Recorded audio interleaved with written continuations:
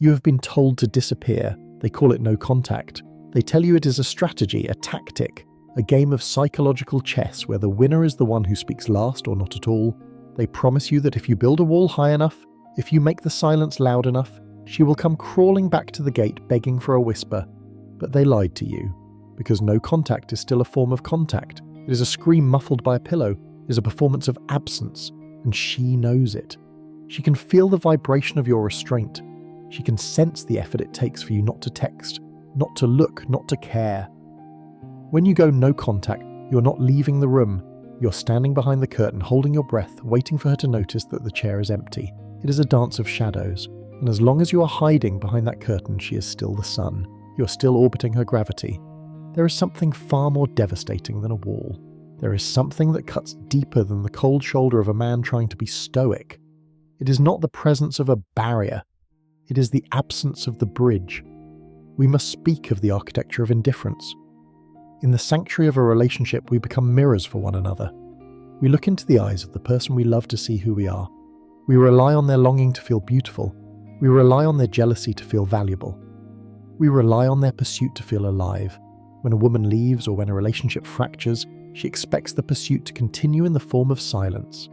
She expects your no contact to be a mourning period. She expects the vacuum you've created to be filled with the scent of your lingering desire.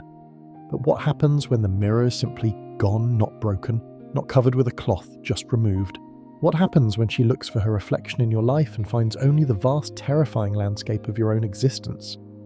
This is the Stoic's true blade. It is not the no of the angry man, it is the nothing of the sovereign man. You see, silence is a negotiation.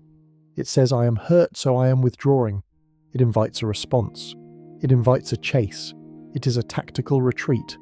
But indifference. Indifference is a conclusion. It is the moment you stop performing the breakup. It is the moment you stop being the ex. It is the moment you return to being a man who is simply preoccupied with the majesty of his own life. She is prepared for your anger. She is prepared for your sadness. She is even prepared for your disciplined silence. But she is entirely unprepared for your happiness without her. She is unprepared for the realization that the sun still rises in your world and it doesn't rise to illuminate her face. This is the psychological crack we are going to widen today. We are going to move beyond the no-contact games of the playground. We are going to enter the cathedral of the self. We are going to explore why the greatest wound you can inflict is not a strike. It is the gentle, effortless removal of your attention. Because for a woman who is used to being the center of a man's emotional gravity, there is nothing more haunting than a man who has found his own center. A man who is no longer waiting for the echo. A man who has realized that the echo only exists if you keep shouting into the cave. And you have stopped shouting. You have turned your back to the cave. You are walking toward the light of a different sun. Let us unmask the mask of the Stoic. Let us look at what happens when the no contact ends and the no self-sacrifice begins. There is a specific kind of vanity in the modern breakup. It is the vanity of the ghost. We want to leave, but we want to haunt the hallways of the house we've abandoned. We want to be the one who got away, the tragedy that lingers in the back of his mind, the reason he stares at his phone at 2 a.m. For her, your no contact is a form of tribute. It is a monument to her impact. When you go silent, she calculates the weight of that silence. She thinks, he is hurt, he is disciplined, he is fighting the urge to reach out to me. In her mind, you are a man at war with himself. And as long as you are at war, she is the prize. She is the general. She is the cause of the casualties. This is the psychological dance of the sanctuary. A woman, especially one who's been the emotional center of your domesticity, views your attention as a form of safety. Even if she is the one who walked away, she wants to know the door is still unlocked. She wants to know that if she whispers your name into the dark will whisper back. But what happens when the dark is just dark? What happens when she realizes that your silence isn't a strategy? What if it's just that you have found something more interesting to think about than her? This is where the pain begins, not the pain of loss, the pain of insignificance. In the no-contact phase, the man is often performing. He is posting photos of the gym. He is living his best life for an audience of one. He is using his absence to manipulate a presence. She sees through this. She knows that every happy photo is a letter addressed to her. Every Stoic quote is a cry for her validation. But the Stoic we are building today, the man of the internal empire, does not perform. He does not use his silence as a hook, he uses it as a sanctuary. The conflict arises when the dance of the mirror is interrupted. When she reaches out with a breadcrumb, "How are you?" or a "I saw this and thought of you," she is not looking for a conversation. She is looking for her reflection. She wants to see if the pilot light of your desire is still flickering. If you respond with anger, she wins. If you respond with longing, she wins. If you respond with a cold, calculated, no-contact silence that smells of effort, she still wins. But if you respond with the polite indifference of a stranger, the world shifts. Imagine the horror of being treated like a person you once knew, rather than a person you still rule. The tragedy for her is not that you hate her. Hatred is just love with a different mask. Hatred is high energy. Hatred is an obsession. The tragedy is that you are a vine, that you have reclaimed your time, that your longing has been redirected toward your own craft, your own body, your own brotherhood. You see, a woman's power over a man is often rooted in her ability to disrupt his peace, to be the storm in his teacup, when you refuse to let her be the storm when you realize that you are the ocean, and she is just a passing wind. The power dynamic doesn't just change, it dissolves. This is the conflict of the ego. She will test the vacuum. She will try to provoke a reaction. She will look for the crack in your armor. Because as long as she can make you feel something, anything, she is still alive in you. But the moment you stop needing her to see your progress is the moment you have actually progressed. We must ask, are you silent because you want her to notice, or are you silent because you have nothing left to say? One is a cage, the other is a key. She expects the cage. She expects you to be a prisoner of your own discipline, counting the days of no contact like a man scratching lines into a cell wall. She is not prepared for the man who has simply walked out of the prison and forgotten where he left the keys. Because the greatest wound to the ego is not being hated, it is being redundant. It is the realization that the sanctuary she once occupied has been renovated, that the furniture has been moved, that the locks have been changed not to keep her out, but because you simply wanted new doors. This is the choreography of the unbothered man. He doesn't fight the memory of her, he just doesn't prioritize it. He treats her memory like an old coat in the back of the closet. It's there, it's fine, but it's not what he's wearing today. And when she realizes she is just an old coat, that is when the silence starts to scream. Most men use Stoicism as a shield. They use it to numb the pain. They think being a Stoic means being a stone-cold, unmoving, dead to the world. But Marcus Aurelius did not ask us to be stones. He asked us to be the emerald that keeps its colour. The Stoic pivot is not about shutting down your heart. It is about reclaiming your sovereignty. In the wake of a woman's departure, a man's world usually collapses into a singular focus, her. His thoughts are a recursive loop of why and what if and how do I get her back. His empire is in ruins because he gave her the keys to the treasury. He made her the architect of his peace. The pivot begins with Amor Fati, the love of one's fate. Not just the acceptance of it, not the begrudging fine it happened, but the love of it. You must love the betrayal. You must love the silence. You must love the fact that she is gone. Why? Because the moment she left, she gave you the most violent and beautiful gift a man can receive, the vacuum. In the vacuum there is no noise, there is no domesticity to maintain, there is no sanctuary to protect for someone else. There is only the raw, terrifying space of your own potential. The erotic Stoic understands this. He is not no contact because he's playing a game. He is no contact because he's busy building a civilization inside his own skin. He's training his body not to look good for her Instagram feed, but because he wants to know the limits of his own vessel. He is mastering his craft not to prove he is successful, but because he owes it to his own soul to be excellent. When she looks at you from the outside, and she will look, she expects to see a man who is coping. She expects to see a man who is staying busy to avoid the pain. Instead, she sees a man who is preoccupied. There is a visceral difference between avoidance and preoccupation. Her avoidance has a scent. It smells like effort. It smells like a man who's carefully stepping around a hole in the floor. Preoccupation smells like fire. It smells like a man who's so focused on the forge that he didn't even hear the door open. This is what hurts her more than silence. It is the realization that your life is not a reaction to her. If you go no contact and you are miserable, she still owns you. Your misery is her throne. But if you pivot, if you embrace your fate and turn your gaze inward, you become a man who is unbotherable. The unbotherable man is the ultimate paradox. He is attractive because he is not seeking attraction. He is powerful because he has surrendered the need to control her. He understands that his internal empire is the only thing he truly owns. His thoughts, his actions, his character. She was a guest in that empire. Beloved guest, perhaps, but she was never the empress. When the guest leaves, the empire remains. The Stoic does not mourn the guest, he reinforces the walls. He tends to the gardens. He ensures the laws of his own mind are being followed. Think of the psychological dance again.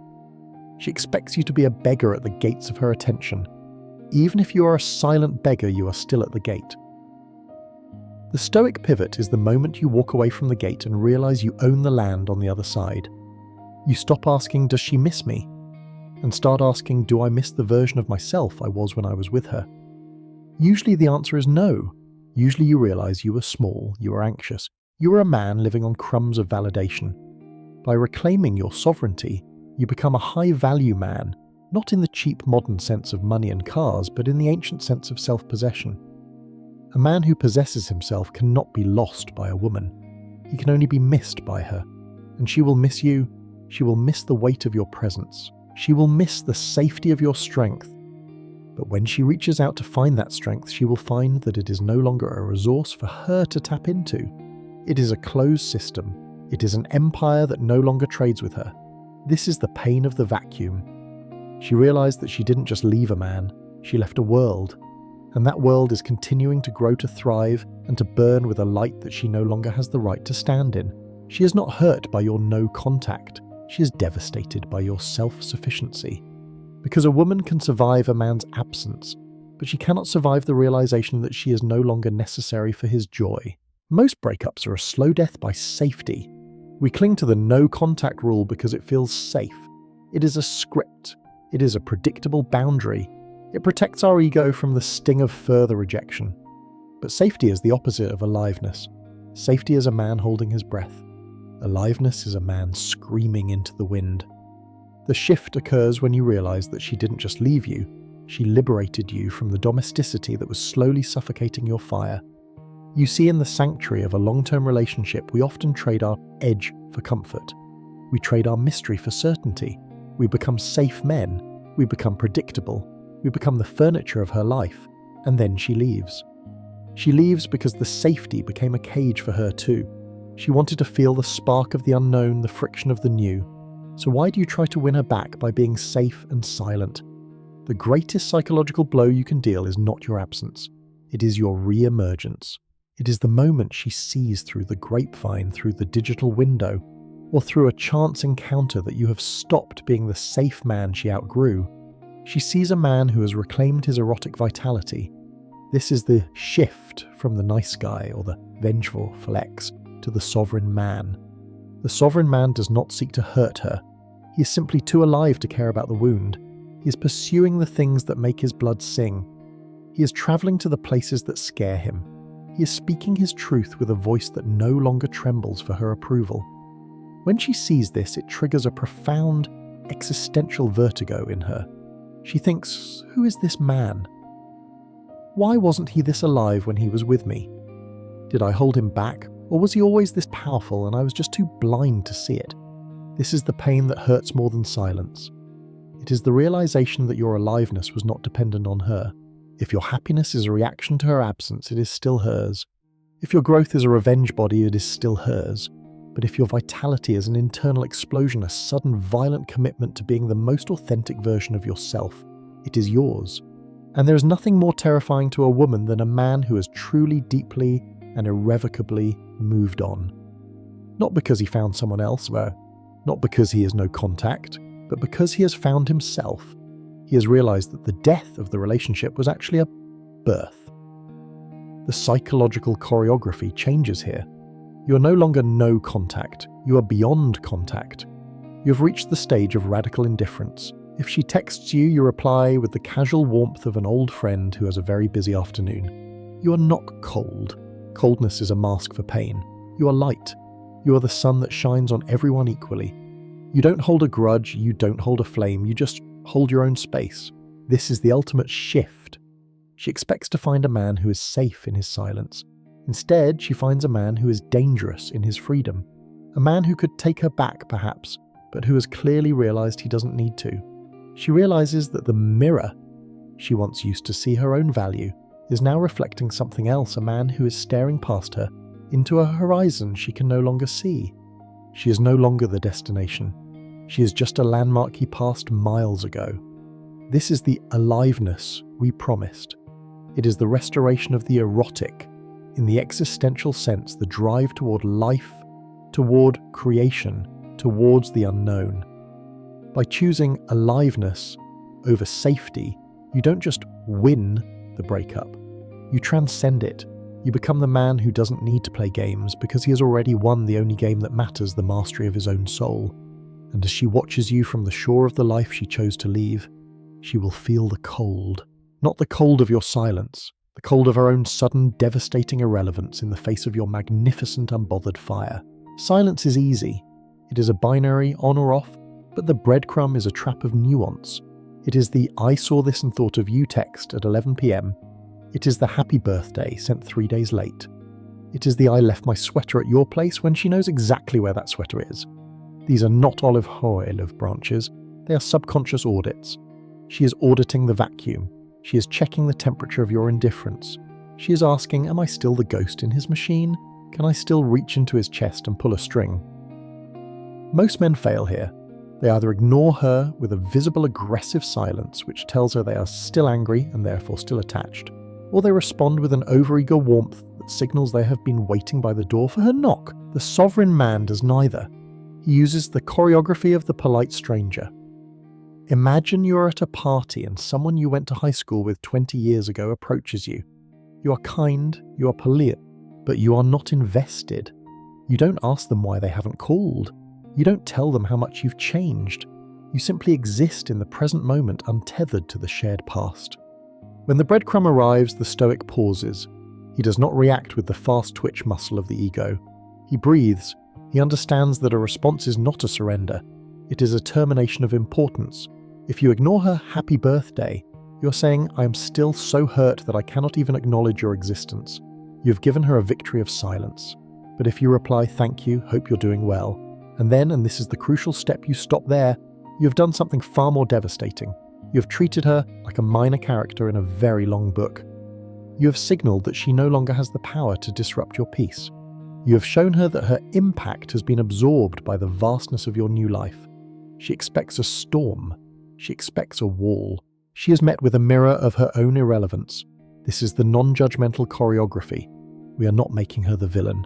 We are simply acknowledging that the roles have changed. The sanctuary you once shared has been decommissioned. You are no longer her protector, her provider, or her emotional sponge.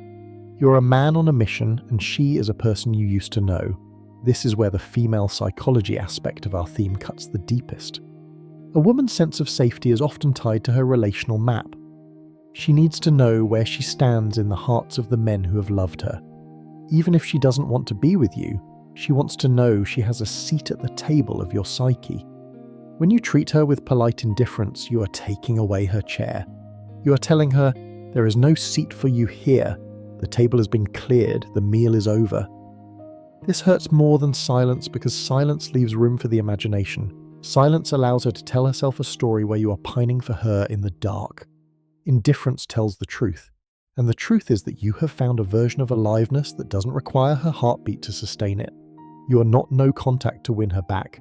You are no contact to win you back. And once you have won yourself back, the contact she initiates becomes meaningless. It is like a leaf falling in a forest where you no longer walk. Does the leaf make a sound? Perhaps. But you aren't there to hear it. You are busy building the internal empire we spoke of. You are busy living the life that she was too small to inhabit. There is a final stage of grief that no one tells you about. It is not the stage where you stop missing her.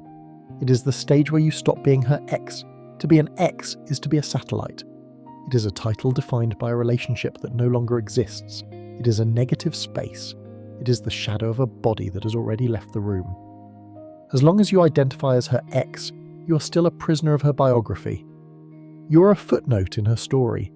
Even in your silence, even in your Stoic discipline, you are defining yourself by the absence of her. The final shift is the total annihilation of this identity. It is the moment you realize that the man she left no longer exists. You must understand the architecture of the soul. We are not static beings. We are a river. The man who stood in the sanctuary of that relationship is dead. He was killed by the betrayal or the boredom or the slow erosion of the domesticity you shared. Do not try to resurrect him. He was the one who could be hurt. He was the one who needed her mirror to feel alive. The sovereign man is a new creation. He is born from the ashes of that ex. When she looks at you now, and she will look with the frantic curiosity of a woman who realizes she has lost her grip on the narrative, she shouldn't recognize the man she walked away from. She is looking for the ex. She finds a stranger. This is the Stoic resurrection. You have moved beyond the pain of silence because the you that was in pain has been replaced. You are now a man of gravitas. Gravitas is the weight of a soul that has integrated its shadows. It is the quality of a man who has looked into the abyss of his own loneliness and decided to build a home there. When you have gravitas, your no contact isn't a wall, it is an atmosphere. It is the heavy, undeniable presence of a man who is entirely at home in his own skin. This is what truly hurts her. It is the realization that she has lost her access. Not just physical access, not just digital access, but spiritual access.